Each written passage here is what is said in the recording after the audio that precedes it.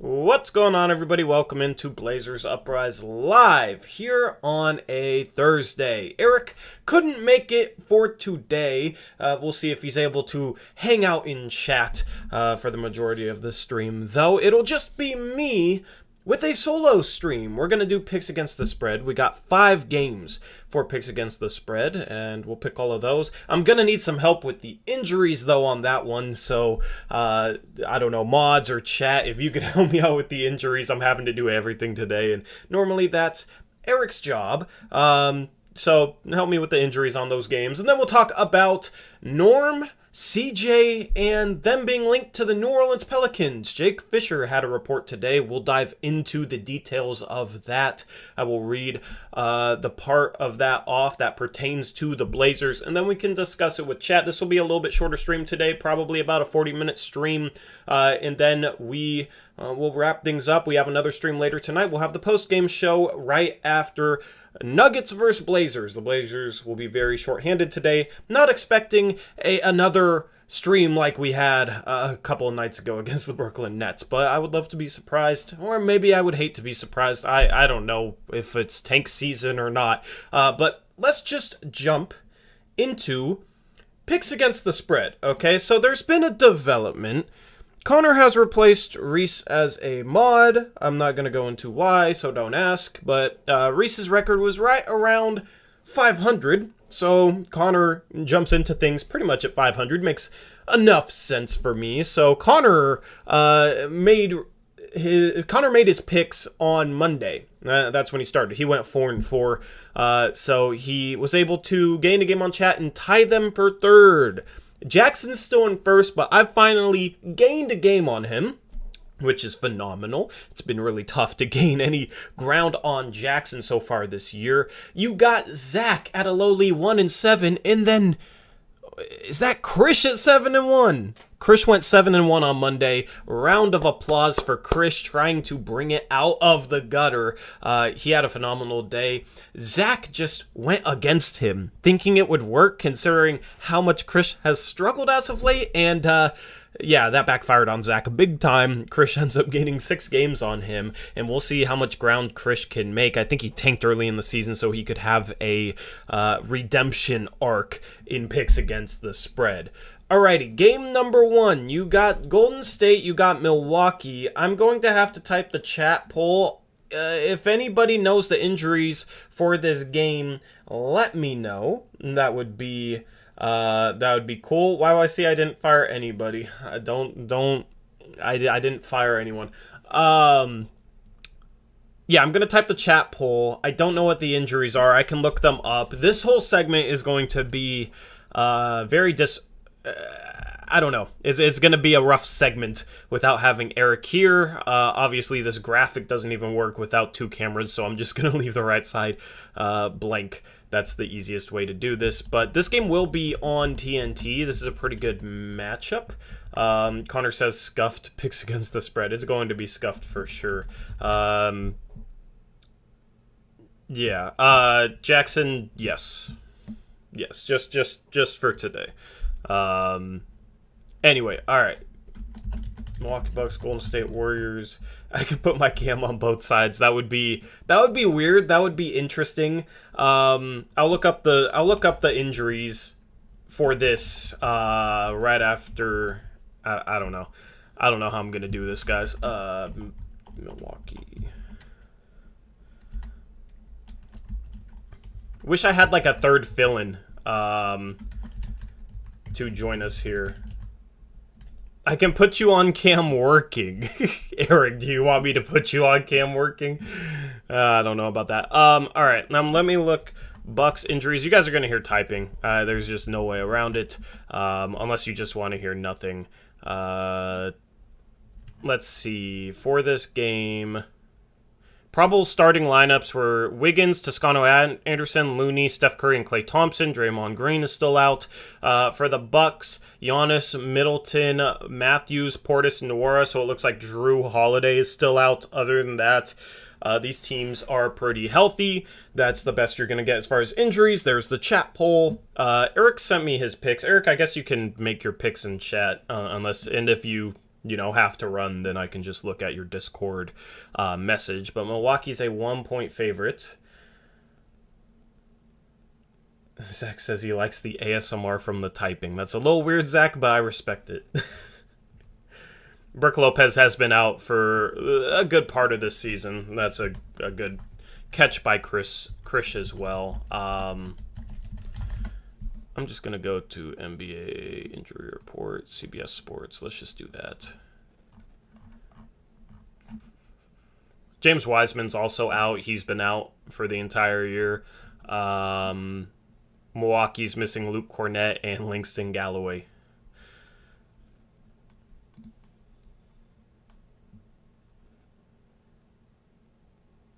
Thank you, Jackson.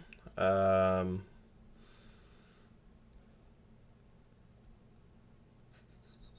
now we got chat leading with Warriors. Eric went with the Bucks. I'm also going to go with the Bucks. This is a really good matchup, though. Connor's going to go with the Bucks. I don't like this game either, Jackson. This definitely won't be my double down. Krish is going with the Warriors.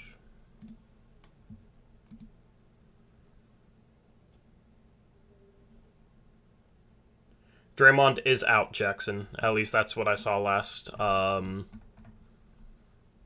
He's expected to be out until at least January 18th, is what I'm seeing. Jackson's going with the Bucks. Trevin's going Warriors.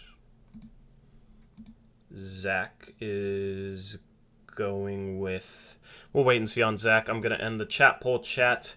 Looks like you guys are 56% Warriors.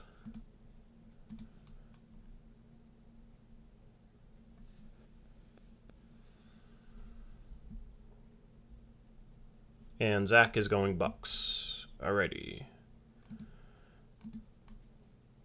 Nope. Bucks. Alright, so Trevin, Chris, Chet going with the Warriors. Everybody else going with Bucks. Warriors got 57% of the vote. I'll have to remember that because I have to, remember it for double downs. Alright, game number 2. You got Memphis taking on Minnesota. Memphis is a 4-point home favorite. This game tipping off at, I almost said 9 p.m. 5 p.m. I'm tripping.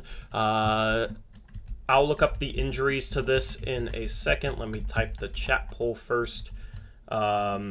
Jackson has some help there. He says, last I saw, Steven Adams is questionable. Killian Tilly, Dylan Brooks, and Yi Pons are all out, which makes sense for Memphis. For Minnesota, I'll try and look that up.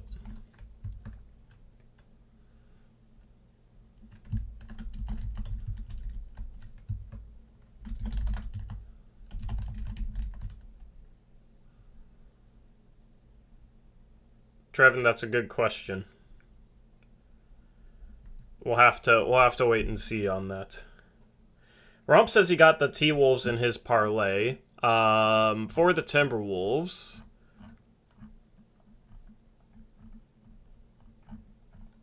let's see, Minnesota is where I need to go to. Looks like Jalen Noel is out. Leandro Balmero is out. Otherwise, they seem pretty healthy. All right. So Steven Adams questionable.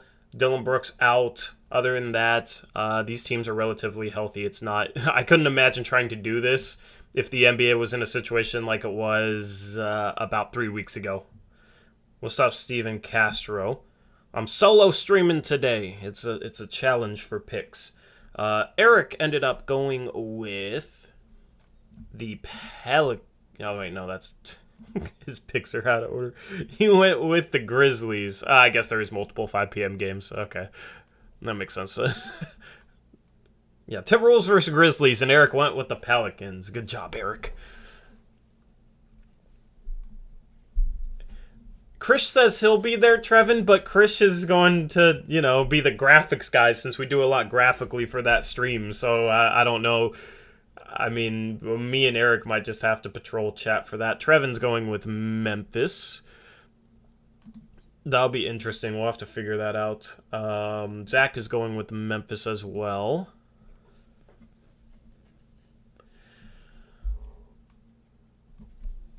I feel like this could be a letdown game for Memphis. Connor says he's going with the Timberwolves to shout out Reese. Nice. Oh, Jackson said he'll probably be there. Yeah, that'll be clutch. We just need at least one. Connor might be able to be there sparingly. Eric, nah, it's fine. After picks, I have a solo cam anyway. Jackson's going Timberwolves. I'm gonna go with the Grizzlies. Krish. We'll see what Krish does. Beware for the trade deadline stream. What time are you planning on starting the stream? What time do we normally start, Eric?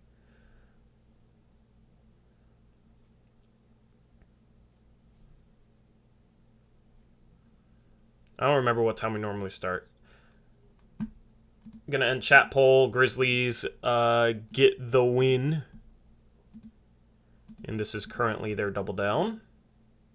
Krish is going Minnesota. So Connor, Jackson, Krish with the Timberwolves. Everybody else with the Grizzlies. Grizzlies 70% for chat. Game number 3, you got the Clippers heading into the Big Easy. We'll talk about these Pelicans a little bit later. These Pelicans are 3.5-point home favorites. I know that Kawhi and Paul George are out for this game. Zion Williamson is out for the Pelicans. Other than that, I am not entirely sure of the injuries. I will look that up in a second. Let me type the chat poll. I wish there was a way to let moderators type chat polls. Very simple thing that YouTube could do, but they do the bare minimum in terms of giving us streaming tools, to be quite honest with you. Pelicans, Clippers. Good job, Chris. He says Kennard and Hartenstein are out as well. Yeah, let me go to Clippers. LA. So Paul George out. Luke Kennard out. Hartenstein out. Winslow's out. Jason Preston is out. And Kawhi Leonard is out for the Pelicans. It looks like just Zion Williamson and Kyra Lewis Jr.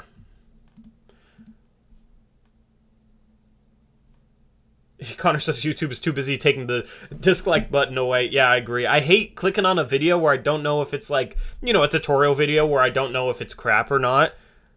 And I can't tell just by clicking on the video because there's no dislikes now. Or otherwise, you could use dislikes to tell if it was like a legitimate video or not. And now you can't. And I hate that. Give me my dislikes. I don't care if I get dislikes, man. Shouldn't have taken away the dislike button. Eric Brandt says 9 or 10, but there's always a trade in the morning, so we just go live then. Yeah. 9 a.m. is probably when we'll go live. I wouldn't mind going live a little bit earlier. I'll have the graphics done sooner, I think. Me and Krish will have to collaborate and try and figure out what we're going to do. For trade deadline graphics, do you guys want me to just completely come up with a theme, or do you like the theme that we have, like this background animation we have behind the picks? I want to do like a trade screen, like a trade details screen. I could just do it with like the team logos like we have in the around the NBA segment and like the players each team's getting. I don't know. Chris, you're going to get a 5-minute ban even though you're a mod. Current theme? You guys like the current theme? Okay. I might come up with like 3 different templates and let you guys choose.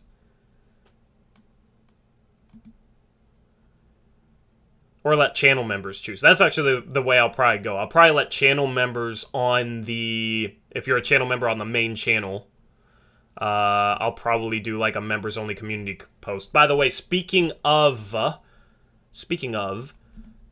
I dropped a film breakdown earlier this morning, focusing on Anthony Simons for channel members only. So if you want to watch that, go to the community tab if you're a channel member. If not, go hit the join button, join, think the cheapest tier is $2 a month, and then you can go to the community tab then and go watch that video. The video is in a members-only community post. Jackson's going Pelicans along with Connor. Thank you, Chris. Zach's going Clippers.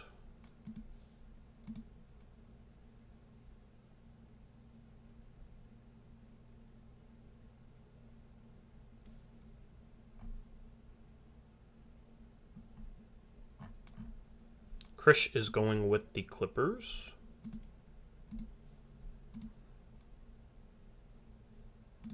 Eric went with the Pelicans.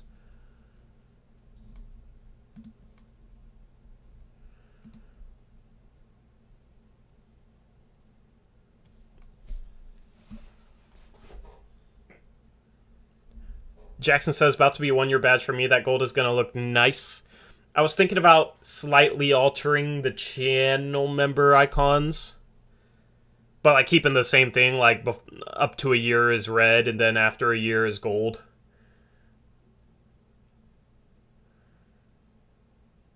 Trevin, I'm sorry to hear about your computer software glitching out. Definitely don't do that. I'll be able to see if you do that though. So yeah, it's a no-go. Waiting on Trevin, and I'm gonna go Pelicans.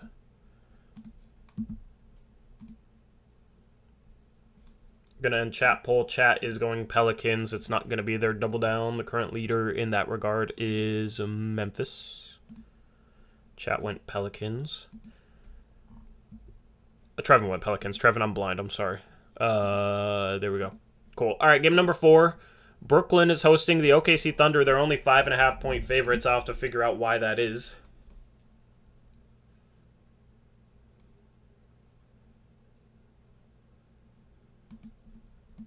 Jared's taking shots at Trevin.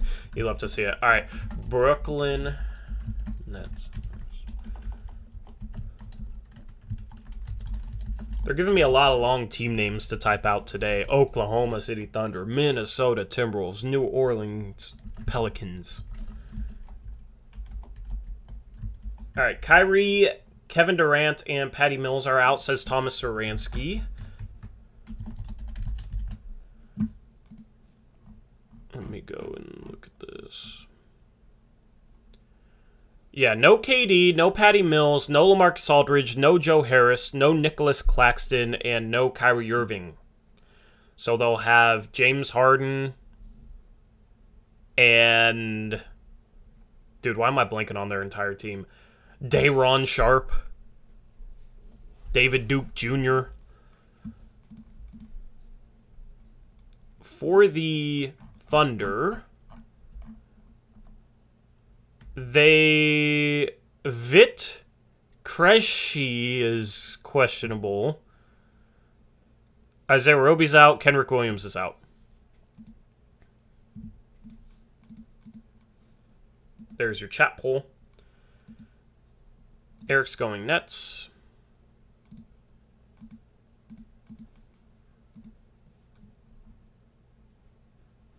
Oh yeah, they got Blake Griffin. You're right, Dizzy D. Bruce Brown. I don't know why. Cam Thomas. Yeah, I don't know why I'm blanking on their team like that. That's embarrassing. I'm better than that. Trevin's going OKC. Eric's going Nets.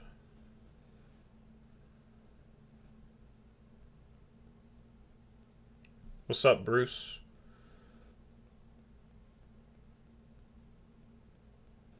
I said him, Connor.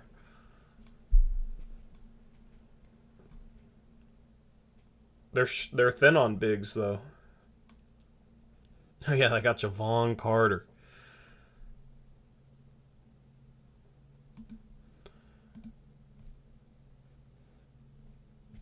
Let me check the injuries for the next game. Oh, geez. Wow.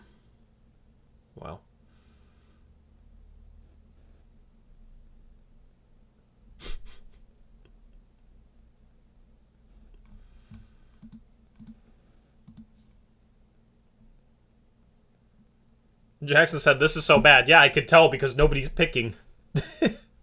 The Thunder have Kendrick Williams out. They had Isaiah Roby out. Vit Krejci, I don't know how to say his name, is questionable, but he's irrelevant.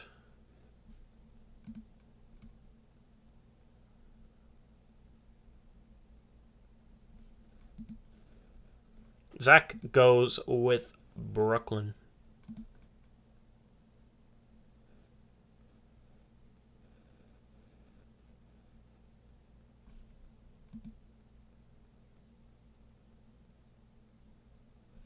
The Thunder have struggled lately.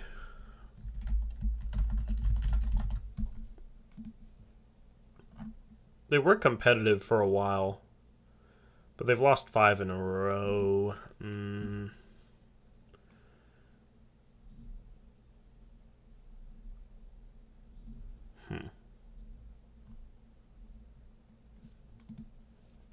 Connor's going Nets.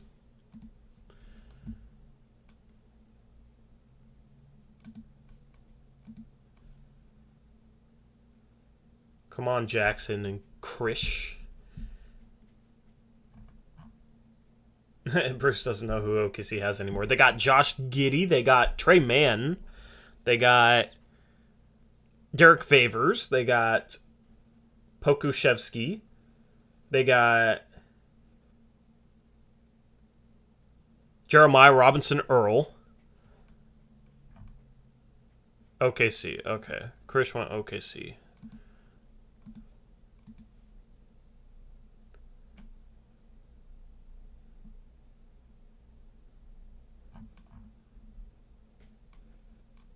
Jackson says Nets.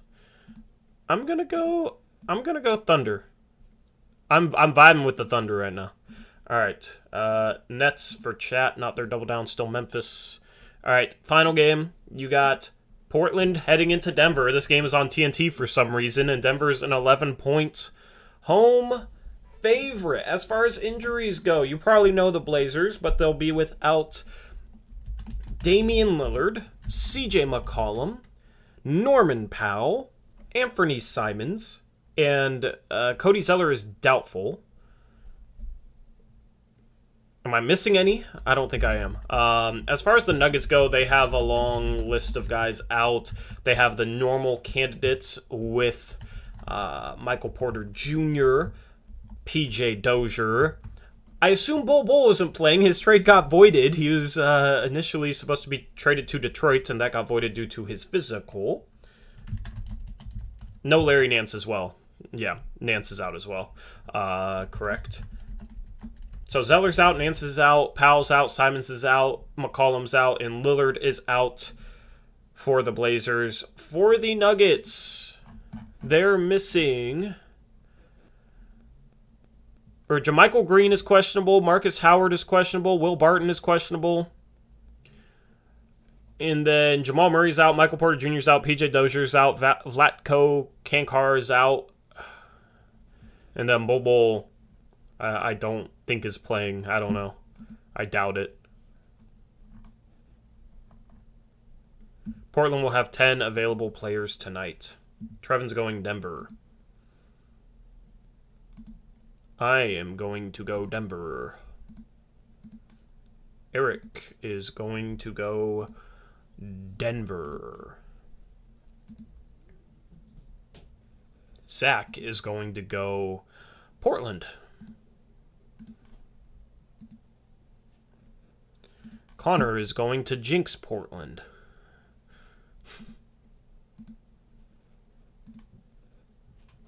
Fresh into the game, and he's already tossing around the phrase easy money.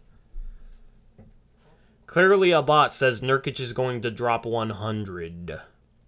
Go Hawks 05, I assume that's what it's for. Waiting on Jacksonian and Krish.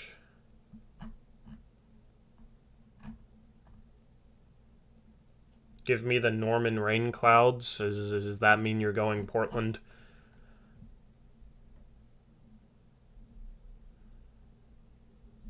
So you're not hashtag tank season, Connor? Saying it worked? You're trying to get it to work? Right now, this is Denver 72% for chat, so slight edge. Jackson says, catch me, Tori. He's going Blazers. All right. Yeah, Blazers for Jackson. Krish says Denver easy money. So one of them isn't a jinx. You just canceled each other out. All right, and then chat, we will see if this is your double down. I'm going to end the poll and see what the percentage is. But chat ended up going Denver, so Zach, Connor, and Jackson are being homers for the Blazers. Everybody else is being smart and going for the Nuggets because the Blazers are about to get crushed tonight. I'm just kidding. We'll see. I don't know. If Simmons was playing, I'd go Blazers, by the way. Anyway, double down time. Nuggets for chat had 71% of the vote. Memphis earlier only had 70%.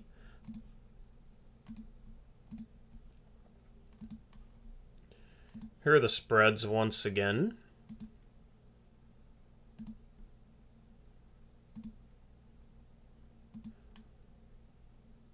I'm going Memphis.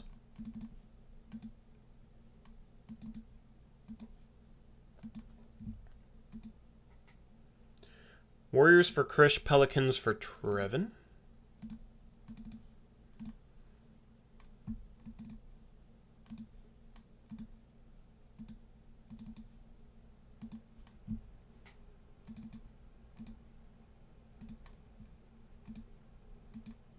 We have Pelicans for Eric.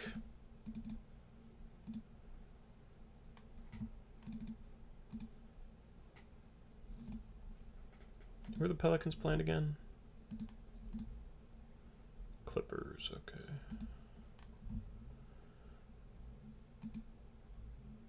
Bucks for Jackson. Jackson versus Krish in the double down.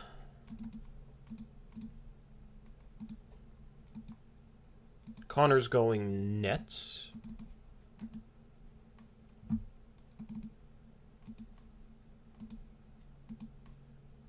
And Zach is going with the Blazers. All right, that is picks against the spread. Good luck to everybody except Jackson, because we all need to catch him. All right, so there's a report about, well, let me leave that up for a second, because I'm sure Eric is going to have to go through this after the stream and see who won and not. All right, there.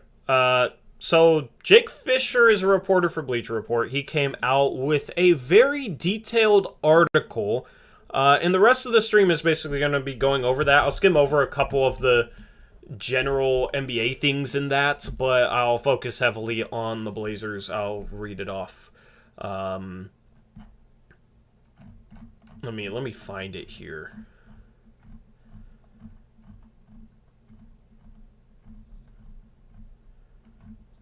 Let me find this article. Or if one of the mods can link it. You guys know what article I'm talking about. It was posted in the GC earlier. I scrolled through the GC for some reason, cannot find it.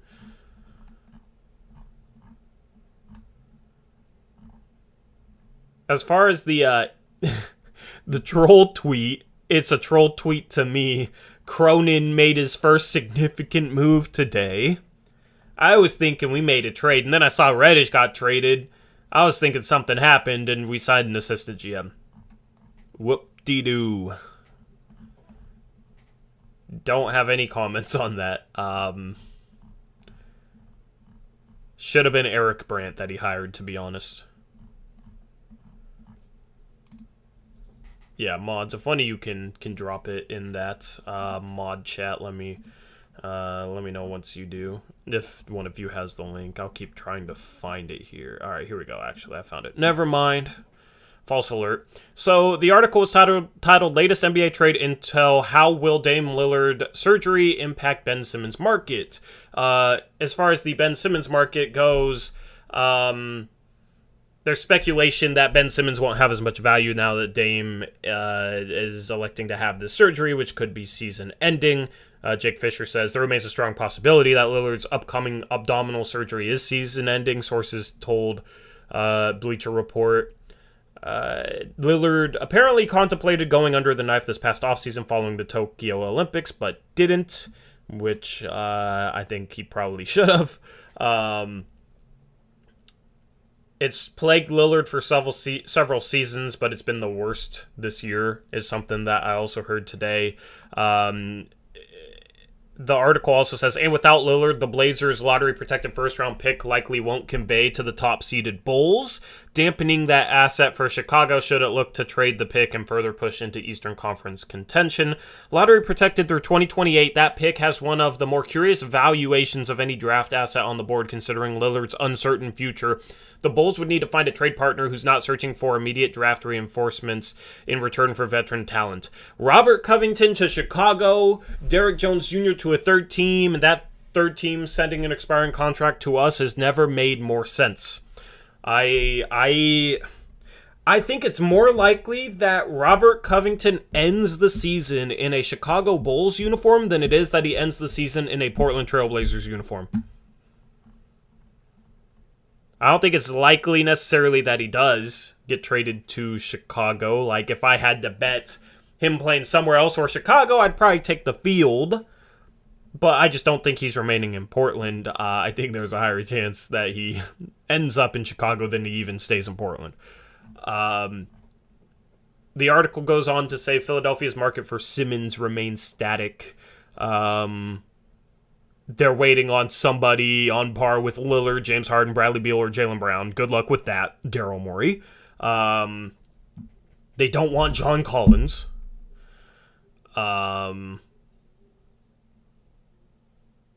But somewhere in this article, I read that teams are hopeful that Daryl Morey finally wakes up and stops demanding the moon for Ben Simmons because of this Dame Lillard surgery. The most interesting part of this was... there was a couple other interesting parts of this. CJ McCollum's market and Norman Powell's feelings about Portland. Shout out to Chris. Before I get into that, shout out to Chris S. $2 dono says, guess which Blazers shooting 52, 43, 88 for December plus January? I would have to guess Simmons, I think, or Ben McLemore. Ben McLemore would actually be my guess. Appreciate the $2 dono, Chris. Let me know if I was correct in guessing Ben McLemore. Shout out Connor, $20 dono. Even though he's now a mod, he's still donating, so appreciate it, Connor. He says, I pick the same thing as Jackson every game, so Tori is preying on his new mod's downfall. That was your fault, my guy. That was your fault. Why would you align yourself with Jackson? Jackson's luck has turned around, okay? He's been on a roll. He went 2-6 on Monday. So he's obviously already peaked, and he's going down now. And you decided to attach your wagon to Jackson when he's going downhill. That's you're preying on your own downfall. Anyway, I appreciate Connor and Chris for the donos. Anyway. So, CJ McCollum's trade and market, this is extremely interesting. And I assume some of you have read this. I'm just going to read it off for those of you that haven't, and then we'll talk about what that could mean. So, McCollum's market. I'm just going to read the whole section. Lillard's absence should also introduce another seller into a trade market otherwise overcrowded with buyers. It seems Blazers personnel had originally planned to improve their roster around Lillard rather than bottom out for a top draft pick. Once again, this is Jake Fisher at Bleacher Report. Portland and Indiana seem to be natural trade partners, two small market teams underperforming based on preseason expectations, but with a current shared goal of contending for the postseason.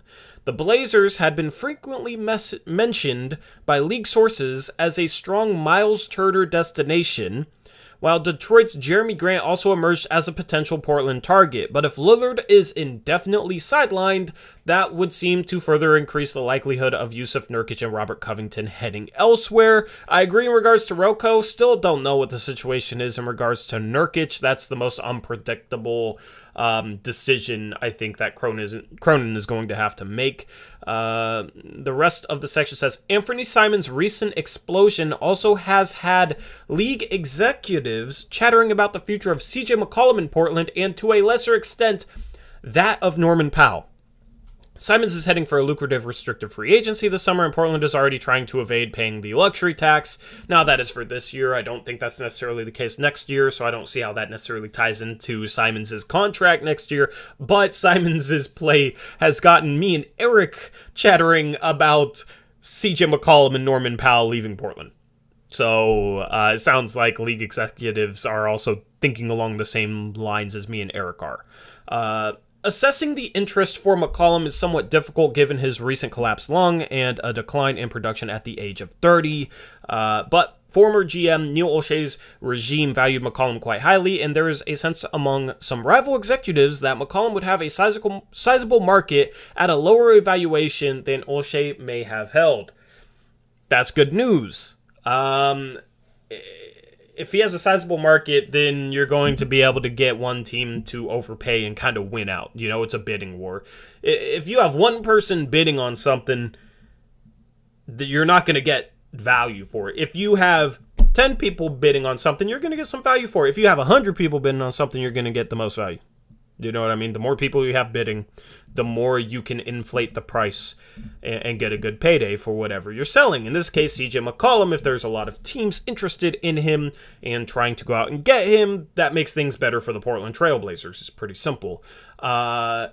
I don't agree with the decline in production at the age of 30. He hasn't played a lot this year, and last year he had his best statistical season of his career, so it could be a small sample size, and then also he has a baby on the way, so in regards to pitching other organizations on CJ McCollum, you would have to bring that up, I think, you know, that just because he's struggled this year, I don't think it's a down year. It's a situation where he's been focused on the upcoming birth of his child, and a small sample size.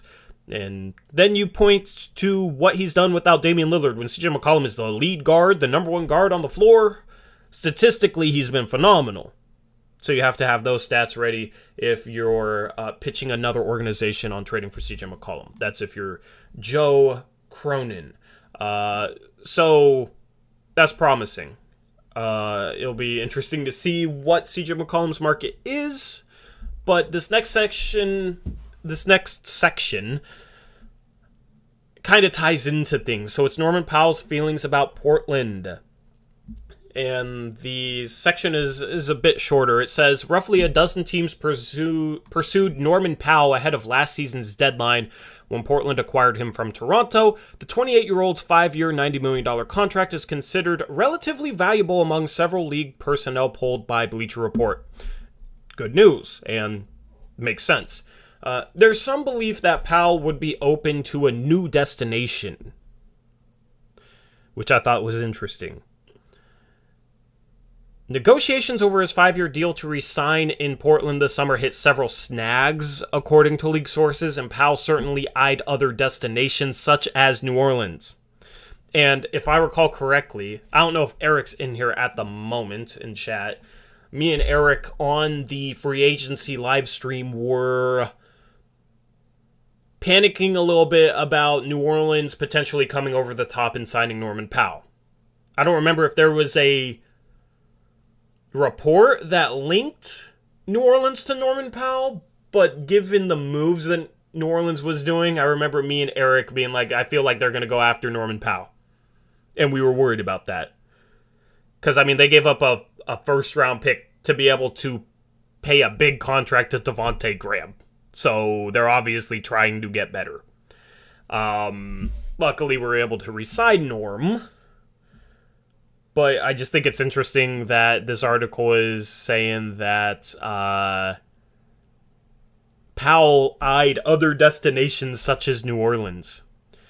The rest of the section says the Pelicans do happen to be searching for significant upgrades in their quest to rebound into the play-in tournament, sources said, although McCollum would seem to make more sense as a target for New Orleans. So that brings me to our discussion, which is New Orleans could be a legitimate landing spot for Norman Powell and or CJ McCollum, because they do have Devontae Graham, but they could use both of them. I don't think they'll trade for both of them, but New Orleans has played better. I think they're 12-11 11 in their last 23 games. I believe they started out 3-15, and they're now 15-26. And this, of course, is all without Zion. So they've been a solid team. New Orleans is interesting. They have a trade-to-player exception worth $17 million. Norman Powell this year is only making $15.5 million, which means that we could trade Norman Powell to New Orleans and they wouldn't have to send us any salary back.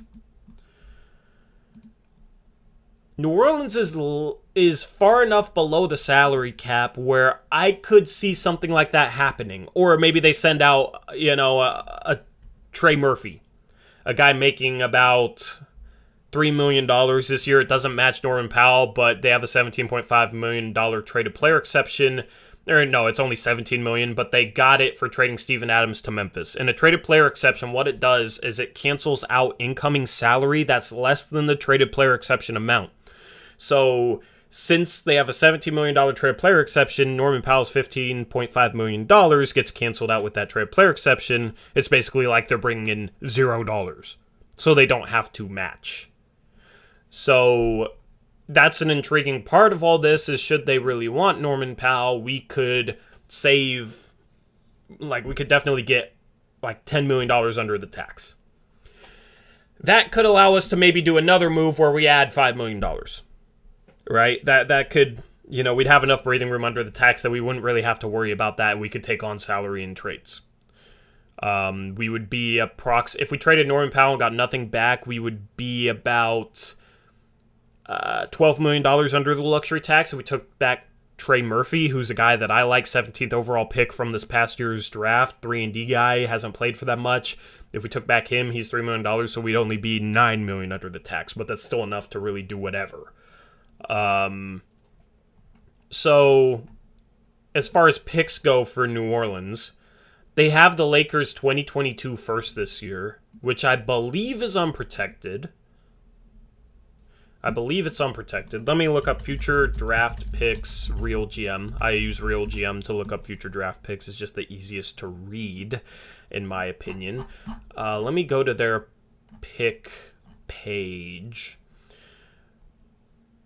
The Pelicans own the Lakers 2022 first-round pick, protected for selection 11 to 30, or to Memphis, protected for selections 1 to 10.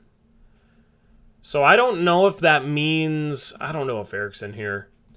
The Pelicans have the Lakers pick if it's either 1 to 10 or 11 to 30.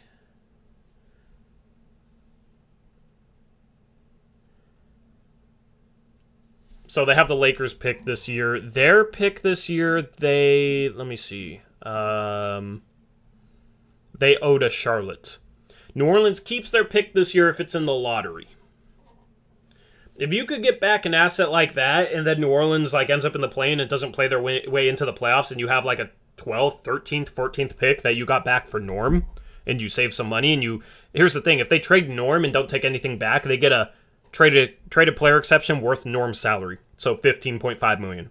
If they bring back Trey Murphy, that's $3 million, so 15.5 minus 3, the Blazers would get a $12.5 million traded player exception. Traded player exceptions are created when you have an imbalance in salary, where you're sending out more than you're bringing back. So that's an asset that we could use in the future deadline next year. It lasts for up to a year. So if you could get New Orleans pick, they've already traded it out to Charlotte, but New Orleans keeps it. If it's 1 to 14, you could do something weird where the Blazers would get it if it's between 10 and 13. Or you could look at taking back the Lakers pick. The protections on that are worded very weirdly. They also have a Sacramento second-round pick this year, a Cleveland second-round pick this year. New Orleans has a first-round draft pick swap with the Lakers next year. They have an unprotected 2024 or 2025 Lakers first. The New Orleans gets to choose whether they want to get the Lakers pick in 2024 or 2025. That could be quite an asset. They also have a 2025 unprotected first from Milwaukee. They have some unprotected future firsts. Now, if you're talking about picks in 2025, 2026, whatever, it's too far in the future to really be able to help Dame, but you could flip those assets for something in the offseason, which is kind of the route that I want to go. Where you get worse this year, make our pick better. Dame's going to be missing maybe the rest of the season. So it's all the tank stuff we've talked about, right? You trade players for picks, get a top 3 pick this year potentially. And then in the offseason, use the picks that you got for Norman Powell, maybe Robert Covington, Yusuf Nurkic, CJ McCollum, whoever you traded, and you combine those picks to go out and try and get a high-quality player. So that is the way to go, in my opinion. It's not about necessarily drafting somebody in 2025 if we get a 2025 first-round pick. It's about getting assets that teams want. It's about getting assets that you can trade for something.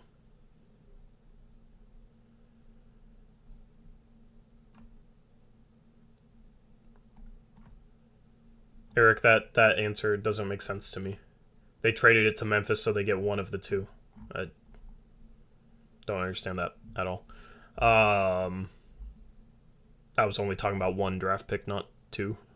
Yeah, but in the offseason, if you have like 3 future firsts, then you become a player for a Miles Turner maybe. Or a Ben Simmons if Morey comes off of his. And then you can add a top 5 draftee in the draft. Or you could use that top 5 draft pick that we tank to get in trades as well. Basically, you have a ton of options to be able to build the team however you want. Whereas right now, you're stuck with 4 guards that are all really, really good. You got Nurkic, who might leave in free agency. He's an expiring contract. You got Rocco, who might leave in free agency. He's an expiring contract. Supposedly, Norm is open to actually getting traded. Dame is out for the year. Like, the roster right now is a complete mess. The roster right now is a complete mess.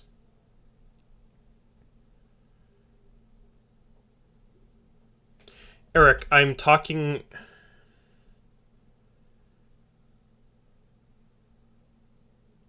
Oh, okay, I get what you're saying, kinda. Still doesn't really make sense to me.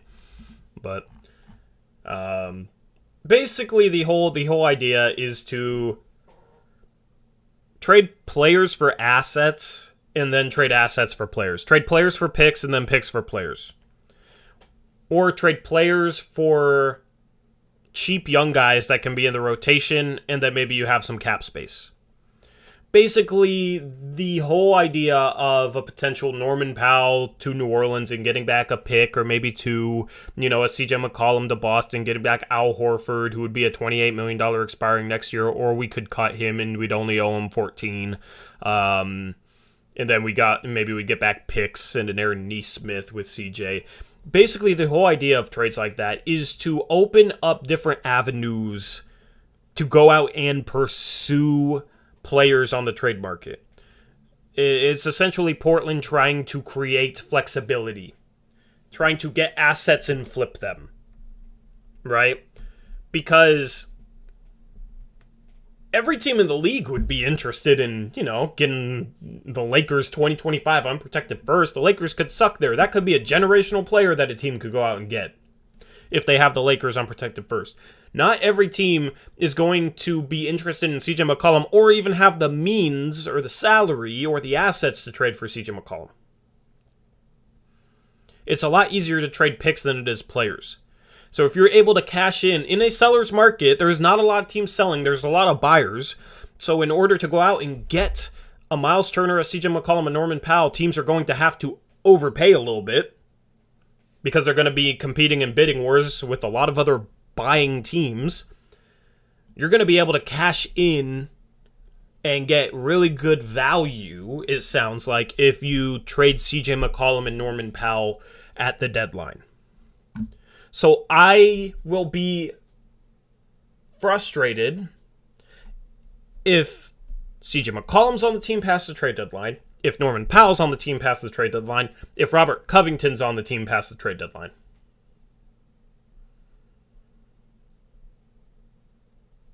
If any one of those three guys are on the team past the trade deadline, I will be upset.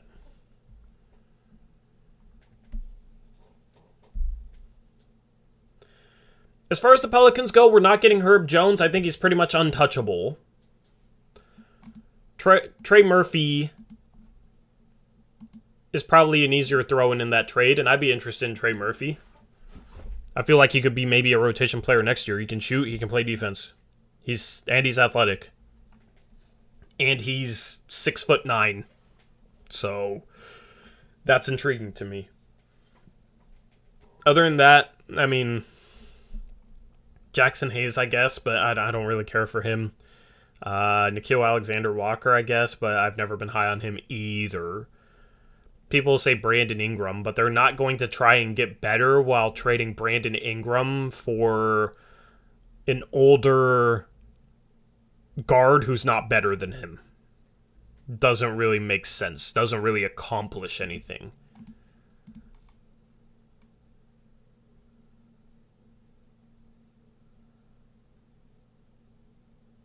I would love to get Herb Jones. New Orleans would love to keep Herb Jones because he's a phenomenal fan. I loved Herb Jones in the draft. I was on board the Herb Jones bandwagon. Unfortunately, we were not able to get the pick to go out there and draft him. So now we have to... See, here's the thing. It's like, oh, don't trade Norm for picks. You know, that's horrible. New Orleans isn't getting Norm. But, oh my goodness, actually, if we could get Herb Jones... Herb Jones is a rookie. He was the 35th overall pick in last year's draft. So the whole narrative that, oh, if you just have picks, you can't get players that help the team, you're not going to draft somebody that helps the team. Herb Jones would really help the team right now, and he was a second-round pick in 2021, this year. So that's why I'm not against that, and you make our pick this year better. And if you don't like anybody in the draft at that range, if there's not like a Herb Jones, then you can use them in trades. You have a ton of options instead of having very limited options. Because the only option right now is to trade guys out for something. It's not a situation where we're going to be able to flip CJ McCollum into Ben Simmons, it sounds like. So, that's why that type of route makes sense. That's what I'm hoping for. Fingers crossed. The trade deadline is only, let me see, days between now and February 10th. That's when the trade deadline is. And February 10. 337 days. Nope, that's not correct. Google. Oh, it's searching on Bing, that's why. Let me see if Google... Why is it searching on Bing? Google. 28 days. Google's better than Bing. 28 days from now until the trade deadline. 4 weeks from today. Eric said it first, Hamza. Don't think he's copying you. You're copying him.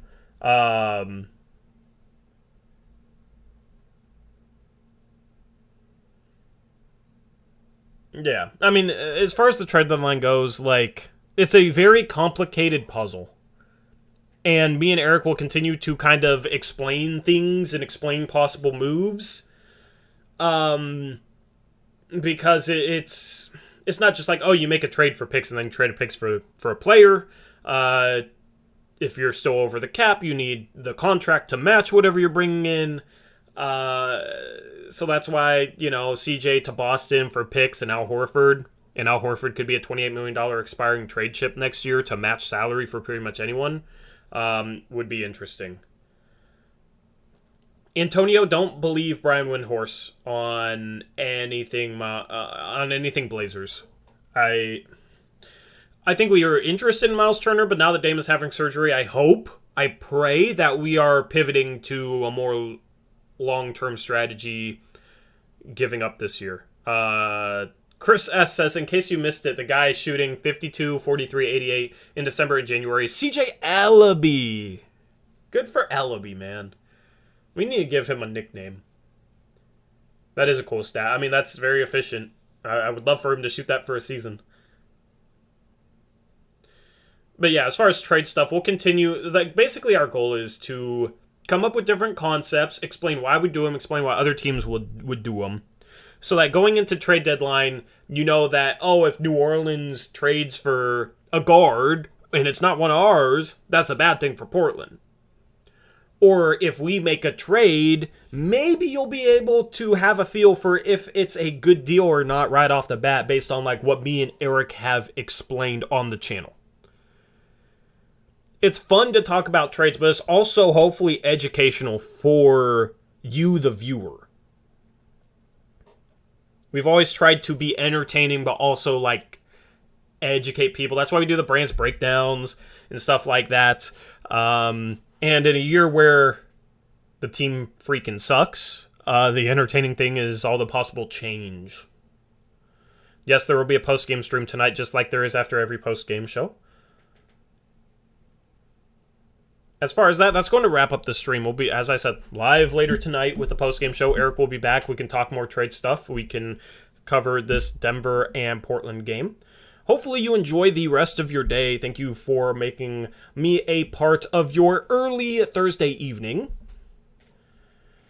As far as any trade ideas that you guys have, you can give them to me and Eric tonight, and it'll be better to talk about them with Eric. We'll take a little bit of that. And you can always talk about trades in our Twitter space call that we're now doing on our post-game shows where you can actually call into the show. So anyway, thank you for tuning in. I will catch you later tonight. Until then, have a good rest of your Thursday. As always, peace out.